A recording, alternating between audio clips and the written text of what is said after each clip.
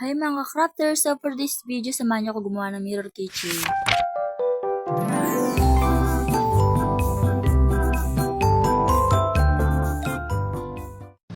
Hello guys! So for this video, magmi-mirror keychain naman na tayo, okay? So sundan niyo lang ating mga steps. Itong ginagawa ko ay kailangan natin ng 4 na green para sa gilid ng ating mga salamin. Ayan, tingnan nyo lang sa aking video. Huwag kayong magsawang panoorin and please like and share na rin po ng aking video. Pa-follow na rin po sa aking page. Ayan. Ikot-ikot lang natin yan. And then, sa unahan nalagyan natin para hindi pangit tingnan. Siyempre, kulay green pa rin yan. Ano po. Para sa last touch ng green, lalagyan pa rin natin yung pinakaharapan niya ng isang fuzzy wire.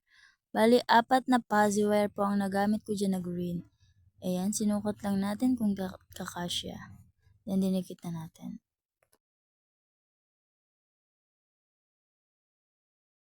After that, ididikit na natin yung sunflower na ginawa natin ng una.